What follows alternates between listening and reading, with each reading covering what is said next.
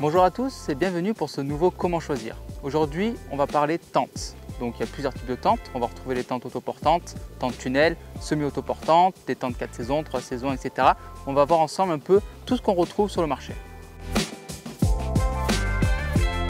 Pour commencer, je vais vous parler des tentes autoportantes comme celle-ci. Donc la tente autoportante, le gros avantage, c'est qu'une fois qu'elle est montée, on va pouvoir la déplacer très facilement pour aller la placer à droite, à gauche, la changer de place si on en a besoin. Et en fait, elle n'a pas besoin de beaucoup de sardines. C'est-à-dire que là, telle quelle, je peux dormir dedans. Après, c'est quand même plus sécurisant de mettre une sardine aux quatre coins afin de bien stabiliser la tente. Sur une tente autoportante, on va retrouver un peu plus d'arceaux, ce qui veut dire qu'on va être un petit peu plus lourd qu'une tente tunnel ou une semi-autoportante à place et étanchéité égale. Alors l'un des gros avantages de la tente autoportante, c'est qu'elle va offrir un plus grand espace de vie à l'intérieur. C'est-à-dire que je peux tenir facilement assis, ce qui va me permettre de passer un orage ou une soirée un peu plus confortable. On va également retrouver deux entrées avec deux absides, une de chaque côté pour que chaque utilisateur puisse rentrer et avoir son espace à lui. Donc ce qui apporte un peu plus de confort également, on ne va pas marcher sur le matelas de botte ou sur le sac de botte. Passons maintenant aux tentes tunnel. La première chose qu'on voit, c'est déjà qu'on va être un peu plus bas, donc forcément à l'intérieur ça sera un petit peu moins confortable, on ne tient pas assis, on va être obligé d'être un petit peu allongé. On va avoir une seule entrée qui va être soit frontale, soit latérale, donc c'est un peu moins confortable quand on est deux pour entrer et sortir. Enfin, le haubanage est obligatoire, c'est-à-dire que si j'enlève mes sardines, ma tente ne tient pas, elle va tomber, donc ce qui demande une emprise au sol un peu plus grande.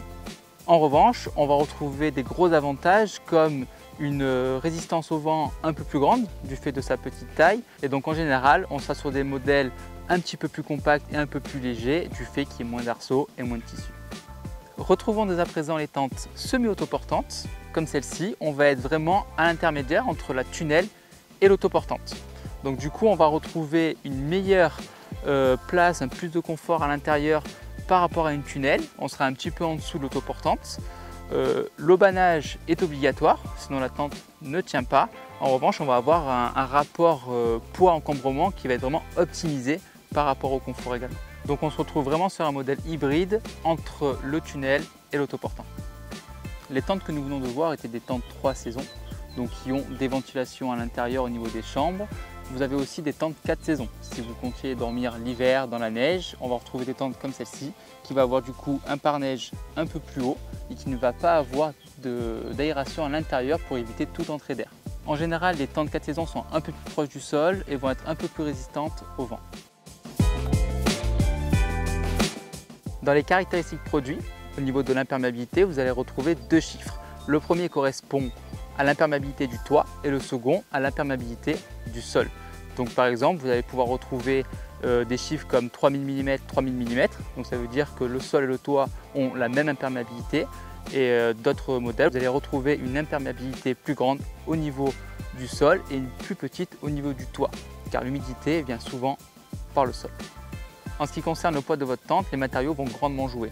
Si vous choisissez des arceaux alu ou carbone, ou alors si vous allez prendre aussi une tente double paroi ou monoparoi. Par exemple, les doubles parois, comme celle-ci, on va avoir une paroi pour la chambre et une paroi pour la tente, va être plus lourde qu'une tente en monoparoi. En revanche, la monoparoi va être un peu moins respirante. J'espère que ce Comment choisir vous aura plu, qui vous aura permis de vous éclairer un peu sur tout l'univers des tentes que vous pouvez retrouver sur le marché. Si vous avez besoin de plus d'informations, retrouvez-nous sur srilanka.com afin de trouver toutes les caractéristiques de tous les produits. Et si vous voulez plus de Comment choisir, abonnez-vous à notre page Sri Lanka TV.